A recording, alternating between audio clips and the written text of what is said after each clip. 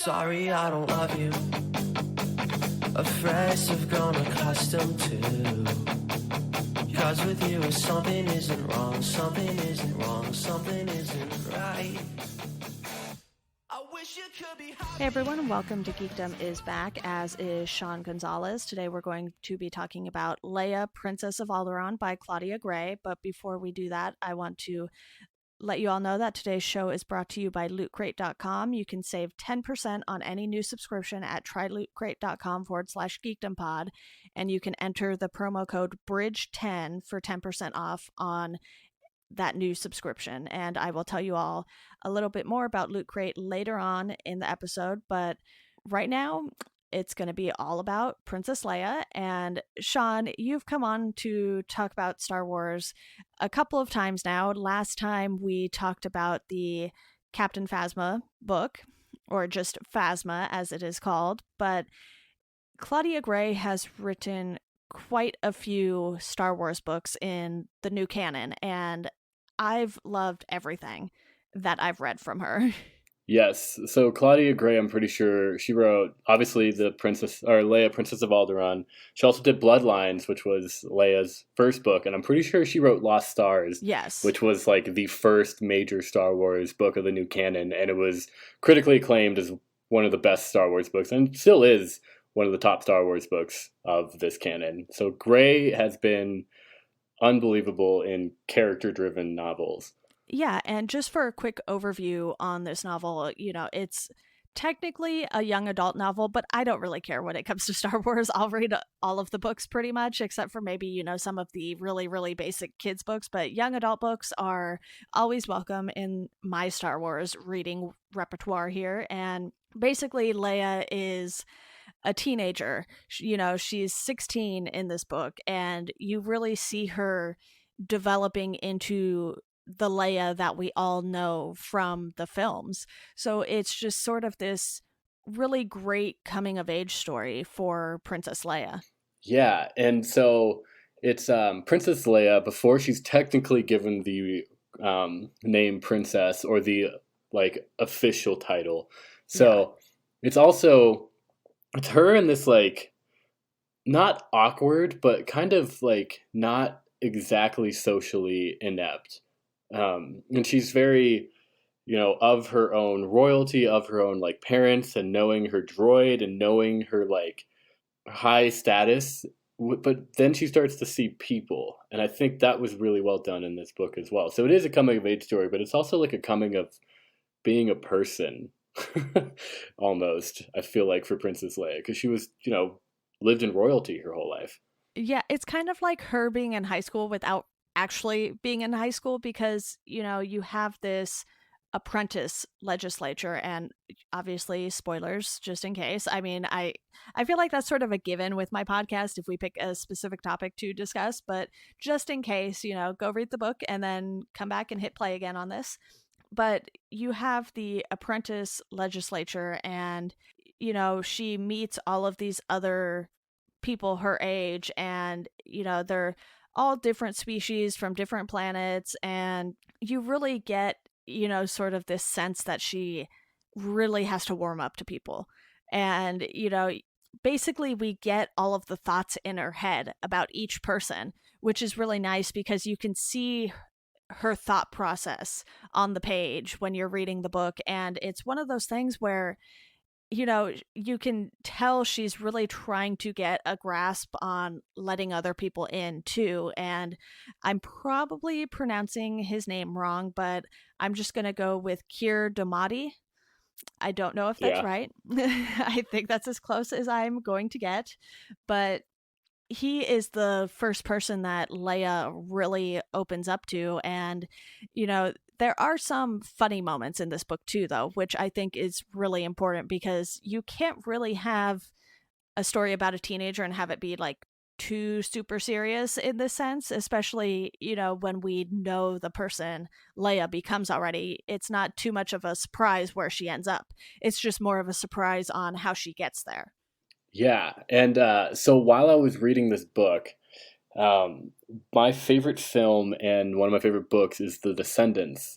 The story it has George Clooney and oh man, I don't think it's Emma Stone, but it's mainly George Clooney in the movie. But it's kind of this. So quick background, I'll explain why I think of that.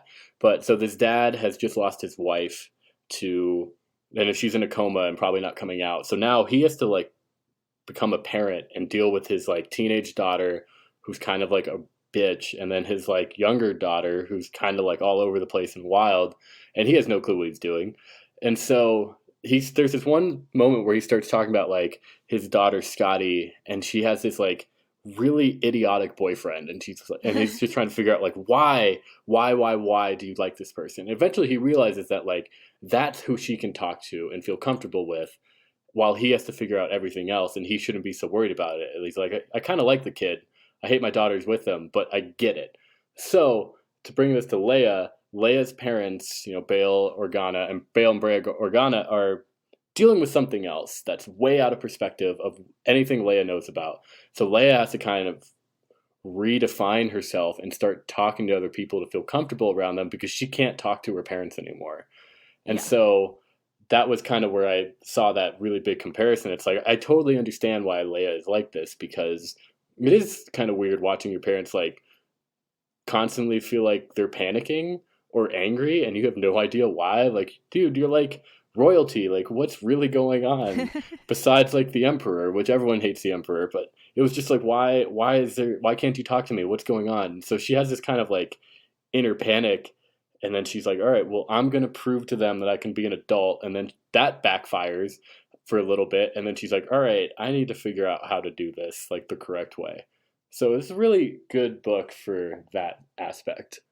Absolutely. And one of the main things I want to talk about with this book are the various relationships that Leia has throughout the book. You mentioned, she sort of has this, at the beginning of the book, strained relationship with her parents, because her parents are so busy that she's hardly getting to see them. And, it's like, okay, well, you live in this big, nice, fancy place, you'll be fine, sort of thing, but she really just wants to have this connection with her parents that she doesn't quite get until later in the book, because she doesn't know at the beginning that her parents are part of the rebellion with Mon Mothma, and she slowly starts to figure things out. And that's part of what's really great about this book too, is they let her figure these things out on her own without, just being told exactly what is going on in, a straightforward manner. She has to go through all of these hoops to really find out what her parents are up to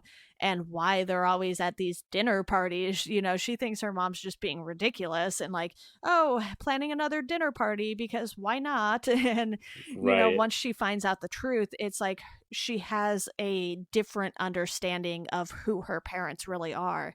And that's something that really builds up her character. Yeah, and while she also understands who her parents are, there's a really good growth of Leia from just wanting to be like her parents and be a senator and help people that are in need, to understanding that she has a place in the rebellion that is forming. And so once she starts to cover the pieces together, she kind of goes out of her way to be like, hey, you guys need to be paying attention. This is what's happening. And so then her parents start to realize like, oh my God, she is us. So it was a very distinguishable growth for her to be like, I want to be like my parents. This is what I think they do. And then be like, I'm like my parents. I'm now in the rebellion. So it was a very, very well done growth, not only for Leia, but just in her journey of actually figuring out what the rebellion was, because that's exactly what she wanted to be, was like her benevolent parents. And she winds up in the middle of it. Yeah, definitely. And you can tell she also has a different relationship with her mom and with her dad. And, we know going into this that she's adopted. So it's not going to be a straightforward relationship with her parents necessarily either. But they did adopt her so young that really they are her true parents. Yeah. And it's really wonderful to see her connection with her mom, and the standoff Bail Organa connection, which was great, because then he even has those moments where he's just like, damn it, you're too smart. Like he didn't know what he was getting into after all these years of bringing her to the Senate and, showing off, here's my daughter. And she's just like, I'm with my dad, but she knows too much of the system. And I think that the systematic relationship she has with her dad helps her figure it out, but her emotional relationship with her mom kind of makes it all come together even more because her mother went through the same trial she's going to on the thing called the Day of Demand, but her mother almost died from it. So there's a very different basis for how she talks to her mom versus how she talks to her dad. Yeah, then you have it from their perspective too. You know, everything that they have ever done has been to try to protect Leia from everything that they are planning with the rebellion. And, you know, it's understandable, but because she's a teenager, it's something that she's going to struggle with. And she certainly does that in this book. And, you know, while her relationship with her parents is certainly important, it's actually not necessarily the most important one in this book because we see her grow, I think, a lot more from some of her other relationships in this book too. And I think especially Amilyn Holdo, because I started the book before The Last Jedi came out. Okay. And I finished it about after the third time I'd seen the movie.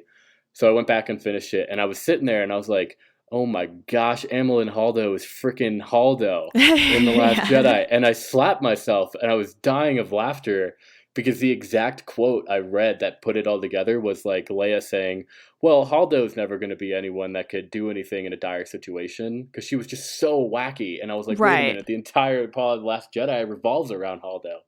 So I think that relationship was the most interesting as it got towards the end of the book because Holdo is this whack job of a person and she like reads into stars and she does these kind of like air dances from like I don't know, there's a thing that people do with like bands from the ceiling and that's how I imagined it.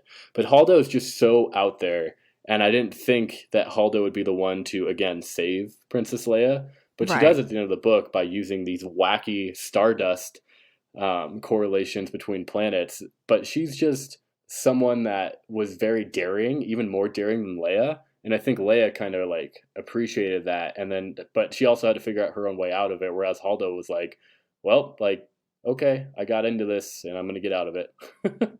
She's definitely the character who has the sort of hippie vibe, to put it into sort of, you know, terms relating to our history basically and not a fictional one, but it's one of those things where she's just like so free in her mind that, you know, she's not going to be talking about what the Empire is doing all the time. She's going to just live her life, and if she can help take down the Empire along the way, then, you know, for her that's great. And, you know, they're in a situation where they can't really say much about the Empire because, you know, they are under their rule already and they have to be very, very careful about what they say because, you know, for the apprentice legislature, that is something for the Empire.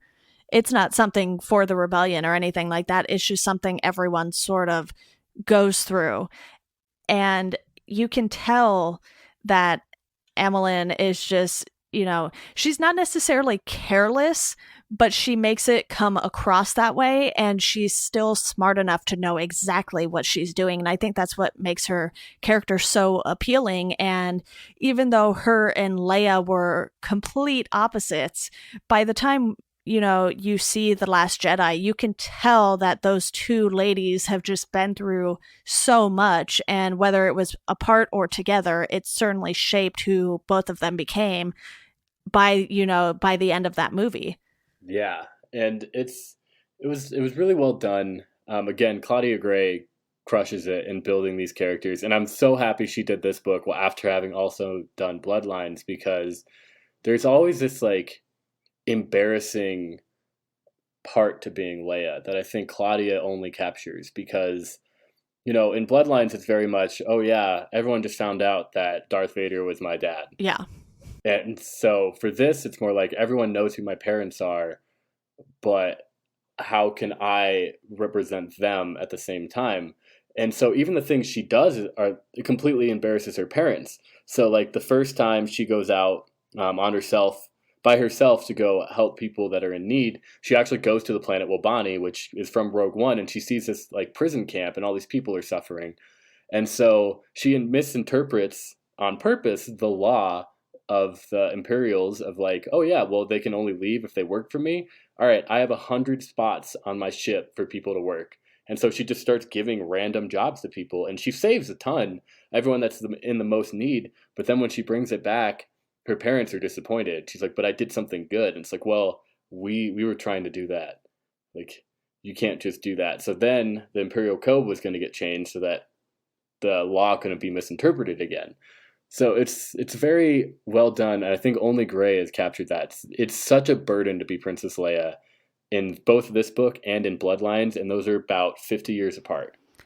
Yeah, and you have a new character in Amlin too, because her and Kier both really get their introductions in this book, if I'm not mistaken, because Kier is a character we've never seen before at all. And Holdo is one that she appears in The Last Jedi, but then of course that is the last we see of her as far as, chronologically in the story. And so what Claudia Gray does really well is she gives Leia these very important relationships with two people that we're not entirely familiar with.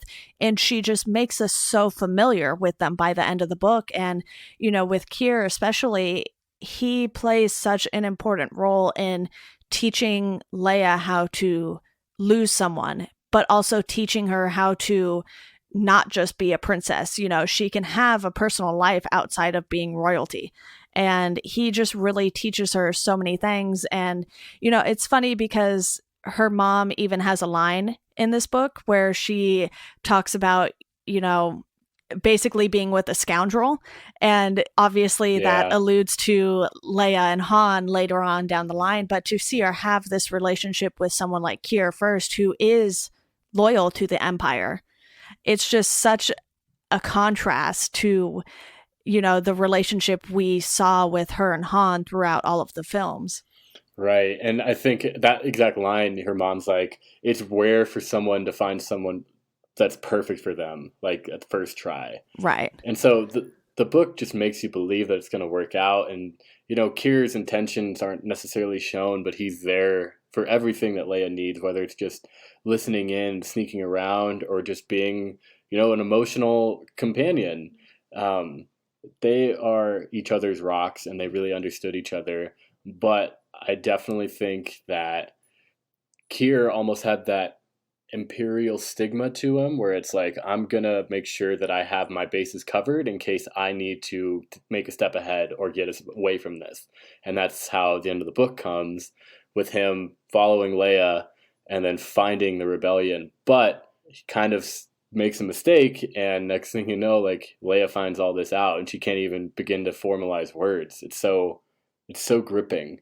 Yeah, well, those are really the three main relationships that Leia is working through and working with throughout this book. But before we go on and discuss the book in a more broad sense, I want to let our listeners all know that for you, the listeners of Welcome to Geekdom, Loot Crate is offering an opportunity to save 10% on any new subscription at lootcrate.com. You can enter promo code BRIDGE10 for 10% savings. And what you get when you subscribe to Loot Crate is you get a monthly subscription box that has a bunch of geek and gamer items and pop culture gear.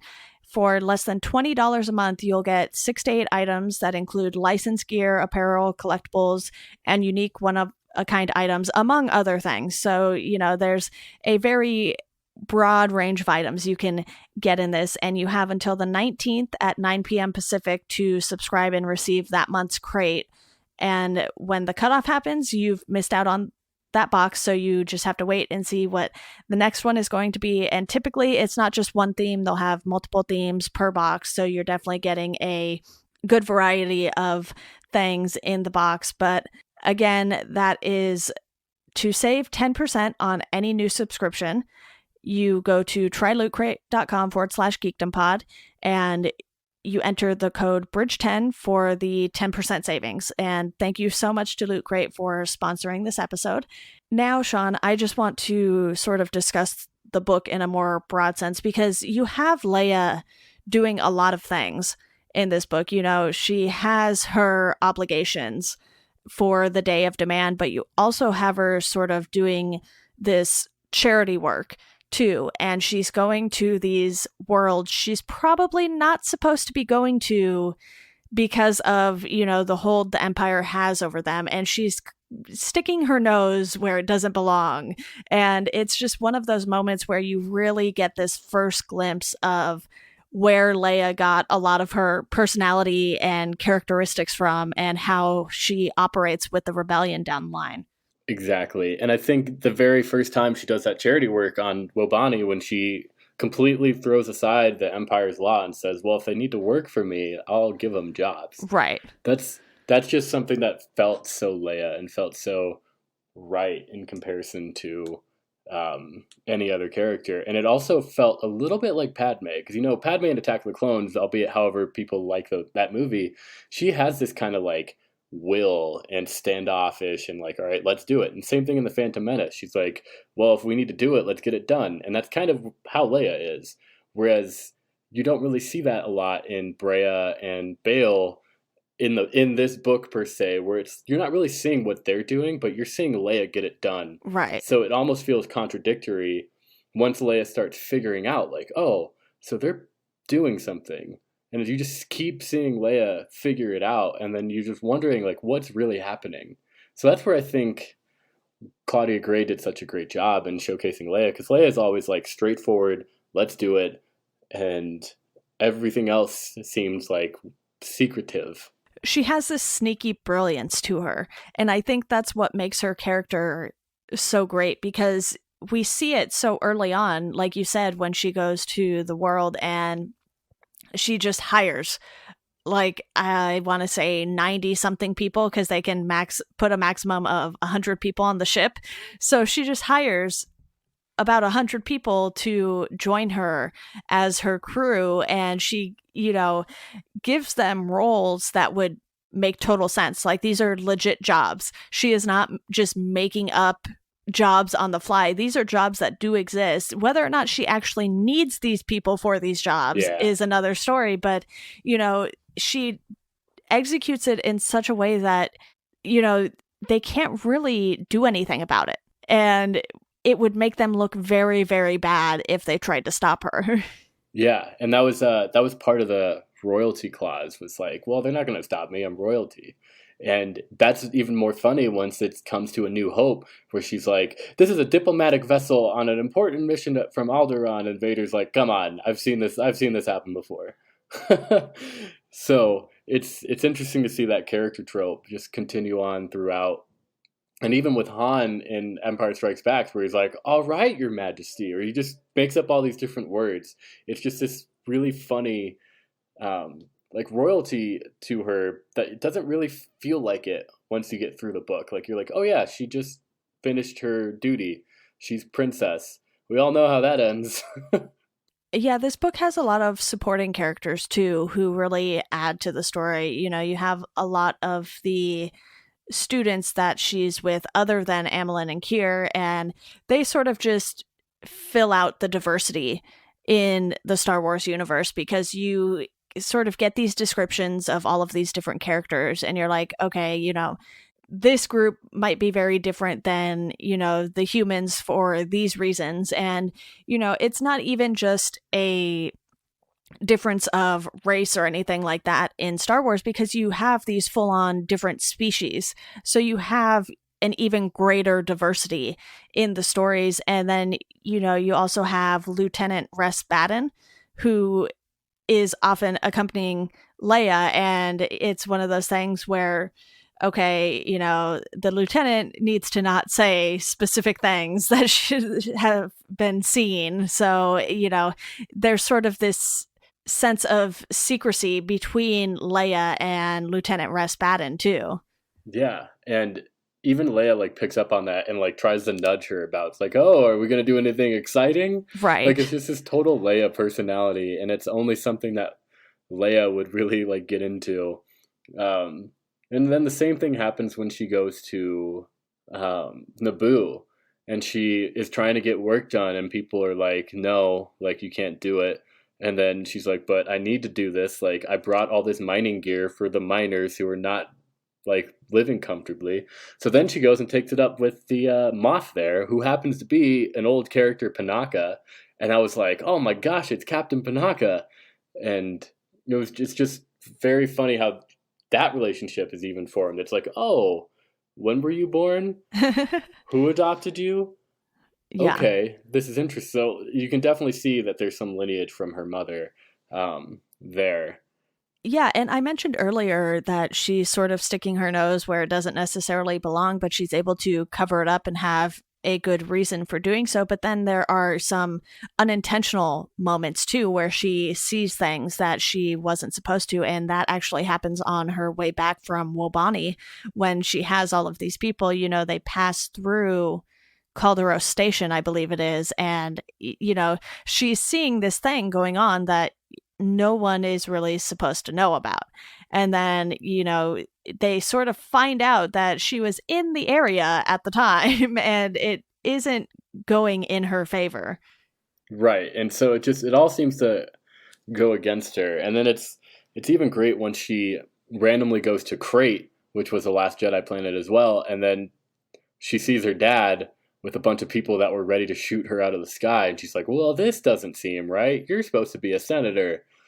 So even that moment, it's like, well, she got into another situation she wasn't supposed to be in, but she ends up sticking with it and finding out more and more. And then she even brings it up to her parents once, like, she finds out where they're hiding all the Republic fleet. They're like, how'd you know? It's like, if I know, like, the Empire can figure it out. So, like, let's move them. Yeah, absolutely. And I just want to note that the Star Wars website actually has an article on 11 revelations from the book. So if anyone wants to sort of dive even deeper into spoilers, I will link to this in the show notes and everything. But it talks about all of the different talents that Leia has in one of the sections. And like I said, she is sort of sneaky with her brilliance because a lot of people just see her as this royalty figure. And she's even teased about it a bit when she first meets the other students for the apprentice legislature thing, whatever it's called. I forget. But when she meets all of the other students who she's going to be working with, they tease her about this. And it's just one of those things where she is still going through all of the things a typical high school kid goes through, even though she is royalty. And you really do get a sense of everything Leia stands for throughout this book because of all of the different talents that she has. She can do a bunch of different things, and she's not sort of just this figure for Alderaan. Yeah, and that was definitely brought through in many of the Pathfinder scenes, where there's even a Pathfinder scene where she makes a really great leap across an area, and Claudia Gray writes it as if there's a hint the Force is helping her feel that jump and the rock she's supposed to land on to get into her next stance. And that was so well done without being like, oh yeah, Princess Leia used Force jump. It was just, she felt something in her that she just knew it was going to feel right, and she could see exactly where she was going to land. And that's something that's been well done in these new eras of books, is bringing up the Force. So even having that little gesture in there shows off, like, Leia had this kind of dormant ability. And even Kira's like, how did you do that? She's like, I don't know. I just jumped. Yeah, and I know one of the big things with The Last Jedi was when they didn't kill off Leia, and she sort of was able to find her way back to the ship using the Force, even though being out just floating in space, she should have been dead. And there wasn't really too much of a precedent for that level of Force ability from Leia in the previous movies. But the thing is, the books just add so much to the stories of these characters in a way that maybe the movies don't have time to do, because the movies are really telling a big story while they're still telling the smaller stories of specific characters. So they don't really get to go as in depth as a book like this does. This is simply about Leia when she is a teenager. And yes, there's a bigger picture in it being the start of the rebellion, really, but it's not a focus on the rebellion. It's strictly a focus on Leia as a person. Yeah, and it's even a slight focus on the continuation of seeing these novels touch on different characters. Like, this is like the sixth novel that's brought Tarkin into the forefront for a Right. little bit. And Tarkin's just this, every time you read about him, you see the face and the description's accurate. Like, it's just this menacing, tall, broad-shouldered, chisel face. And every single time I get that, like, you know who's on screen, you know who's going to take it up, and you know who's going to be trying to manipulate you and already figuring out things. And by the end of the book, like, even just this, Tarkin's in maybe 6% of the entire book, but Tarkin figured out about Leia's connection to the rebellion in that 6% of time he was there. So it's not only just these great characters, and even Amlin Haldo is well done. It's just they have been doing a great job at connecting these characters throughout a major storyline. It's been really great for the storyboard group with Pablo Hidalgo to really lead these authors into correctly identifying these characters and then bridging gaps between them. Yeah, and even though the story group exists, the creators do get to put their own personality into things too, because, Claudia Gray was able to write characters like Kier for the first time. It's, his first and possibly only appearance, considering we meet him and we lose him by the end of the book, and especially Leia, even though we're the readers, it's like, it felt like a part of us lost something by the time that happened for Leia too. And I think this book just does an excellent job of drawing you in very quickly and just taking you for this roller coaster ride. And I think that's what makes some of these new books with the canon really good. It's like the authors who get it really get it. And Claudia Gray is definitely one of those authors.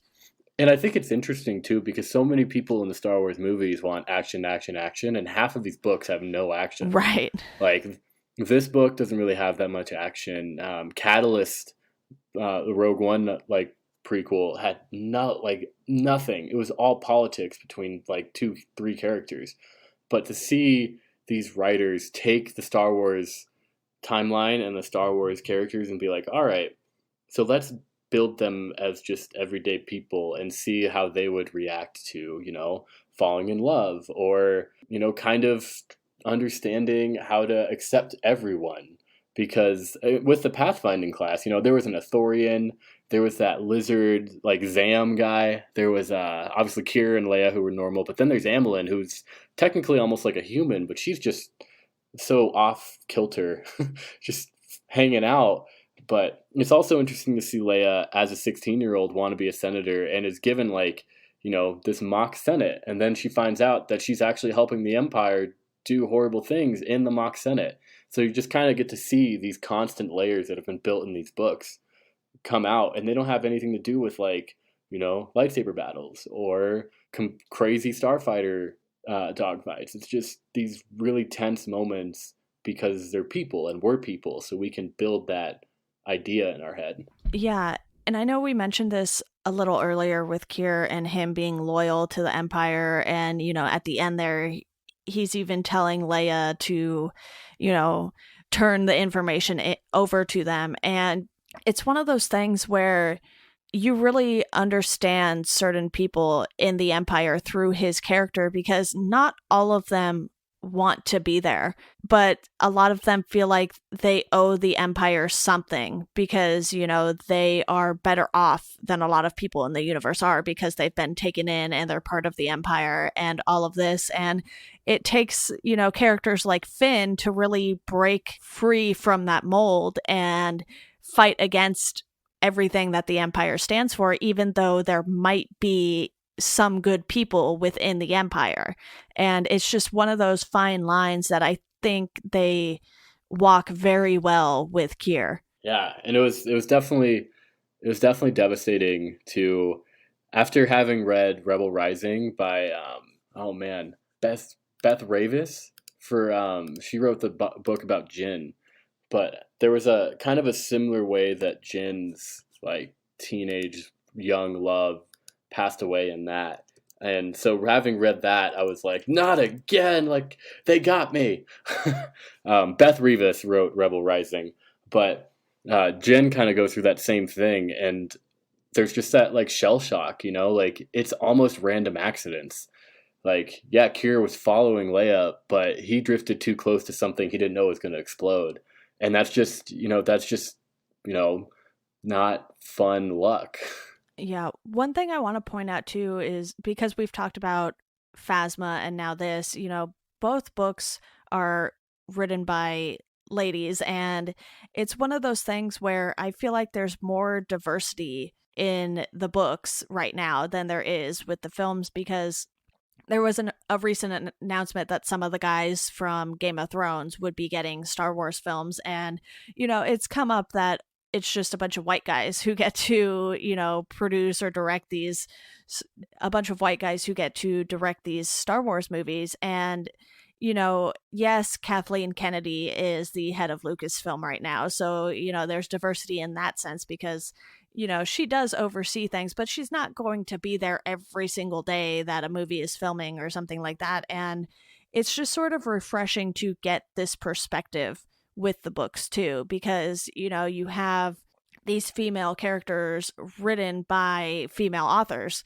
So, I feel like there's a better understanding of the characters just in that sense as well. Yeah, totally. And then Beth Revis also wrote the Jyn Erso book. So there's at least three really strong writers that have come in and taken characters, but they've also kept up their diversity by having people that have done Star Wars before, like Timothy Zahn. There's also Right. E.K. Johnston for Yeah. Ahsoka.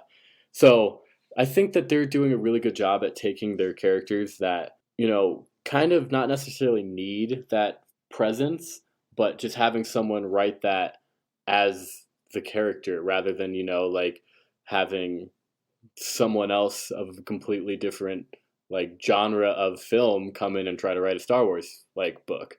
Like these people have these characters and they trust them with these characters. So that's been really cool too. But it also has been great to see the amount of strong female characters come around and the amount of strong, very strong female writers portray them. And I am really hoping after these trilogy or the sequel trilogy is done that we get a definitive novel from Claudia Gray about Rey, because I just feel like that connection is going to happen at some point. Yeah. These novels too, even though they aren't essential to understanding Star Wars if you just watch the films, but it's one of those things where a book like this just adds so much to the story that, for me, it's so easy to get so engulfed in everything that they're doing with Star Wars right now because I like watching the movies. I watch Star Wars Rebels. I love reading, and I'll read the comics too when I remember to catch up on them on Marvel Unlimited anyway. And it's just one of those things where, personally, for me, because I enjoy all of those mediums, it's so easy to just spend so much time on Star Wars content all the time. And, when you suggested this book, because it came out September 1st, 2017, it took me a little while to get to it, but I had been reading a bunch of other Star Wars books, just constantly feeling like I'm catching up on everything that they put out. But when you suggested this, I knew right away that it would be something I would enjoy because I had read Lost Stars, I had read the Bloodlines book by Claudia Gray, and I knew she just really understood everything that Star Wars is about, and especially with a character like Leia. Yeah, and I think this, and then obviously running into The Last Jedi, are really good.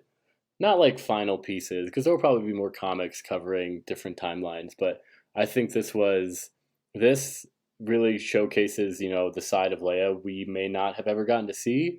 And now that, obviously Carrie Fisher has passed, it's really refreshing, and it was really refreshing to get this book and finally take on like, young, rebellious Leia.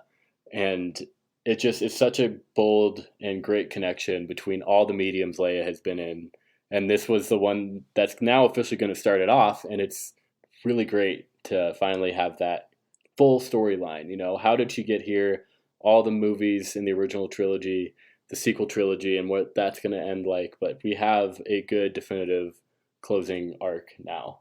Right. I also want to note too that Kier is also from Alderaan. Yes. So he and Leia sort of have this even deeper connection that she doesn't get with everyone in this story because, you know, Amelin Holdo is from Gatalenta. I don't know if I am even remotely pronouncing that right. I'm just pronouncing it how it looks. But, you know, that is a world where it's quite different and they are known for their tea. So it fits that she's the character who is sort of more out there than the rest of them. And it's just, you know, a world that doesn't come up quite as often as ones like Alderaan or Naboo or some of these other planets that we're extremely familiar with because they've had such a history within the storytelling of Star Wars. Yeah, and I even like the small reference towards Crate because like a lot of people, you know, you could even be like, why is Crate in The Last Jedi? It's like, oh yeah, there was a rebel base there, a hidden rebel, and even like they mentioned that it's like there's an old rebel base there. Like of course Leia knows that. So it just makes total sense for these people to continue casting these planets into Star Wars, and they come up time and time again now. So I won't like we'll see if Gatalenta comes up, but having seen all these planets and then making the smaller connections to them has been really fun. Yeah, and I'm looking on the Wikipedia page for all things Star Wars here, and it does say that Gatalenta was one of the places that Luke first went when he started studying the Jedi Order. So they definitely have a history with the Jedi, but it's not one that comes up quite as often as, you know. Is that in Heir to the Jedi? I'm not sure if you can see that source, but if that is, I'm gonna go back, open that book, and find it because I read Heir to the Jedi so long ago. But that's interesting. I think this says it was actually mentioned in Bloodline. It wasn't, you know, a huge thing. I think it was just mentioned in Okay. passing because according to this page, it just shows it as a mention in Bloodline and a mention in this book. So it doesn't have a huge history as far as the storytelling goes, but it has a important history in the sense that Luke went there to learn about the history of the Jedi Order, which, you know, that is something that they could even explore further too, because, you know, with the movies, we only see glimpses of Luke's training because, you know, we can't see him training, you know, this entire time. And the same happens in The Last Jedi with Rey. You know, we know she's training, but we don't need to see every single minute of it to get what happened. Right. Yeah, it'll be interesting to see what they do with Luke now as well. I mean, every Yeah. character is interesting in Star Wars, but it's always fun to see all these little references come up time and time again, and it's definitely hard to keep track of, but Yeah. Well, is there anything else you want to talk about in regards to the book before we wrap things up here? no, I would just say read it, and Amelin Holdo became one of my favorite wacky characters after, so Absolutely. Yeah, it definitely does a great job of just giving you a lot of background on her too without having to spend too terribly much time on her character because this is a book about Leia. But, you know, since we do have a Star Wars movie coming up here, I do want to just get a little off track here. Are you going to go see Solo in theaters? I almost want to say I'm going to see Lando in theaters, and that's as much as I'm between the production issues that I've read about and so I'll give you the reason why I really want to see it. Bradford Young is the cinematographer, and Bradford Young was also the cinematographer for Arrival. So having said that, Arrival is my favorite film of like all time right now, and so I know this Han Solo movie is going to look phenomenal, and I really don't have a problem with that. So I want to see it because I know it kind of has that gritty Rogue One feel to it. It has that dark aesthetic. It has those really powerful visuals.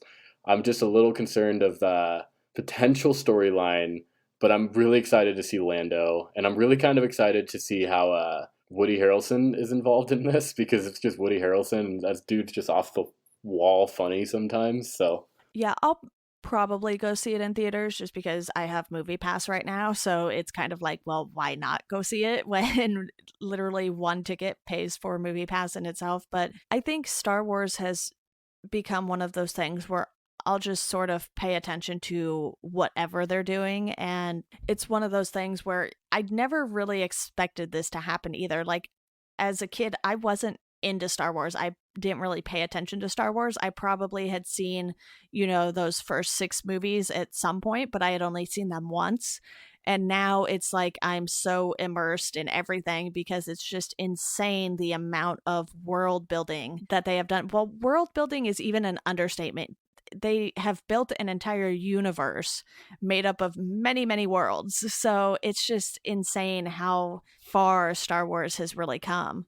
Yeah, completely. Awesome. Well, you guys can find us on Twitter at Geekdom Pod, on Instagram, Welcome to Geekdom. We have a Facebook page. I will link to all of those in the show notes and everything like that. And if you want to support the podcast, all I ask is that you tell a friend about the show. You can rate and review it on iTunes if you want, or if you listen in Overcast, you can just hit that little star while you're listening and it'll recommend it to all of your Twitter followers. So, those are just some nice, easy, free ways to help support the podcast. And if you would like to donate, I have a Square Cash set up, so it's not a specific amount or anything like that. You can just donate if you feel so inclined to, but it's not totally necessary. I do this podcast because I love doing it. And Sean, I just want to thank you so much for continuing to be a guest on the podcast. Thank you for always running it. I enjoy being here. Of course. And to our listeners, thank you all for listening.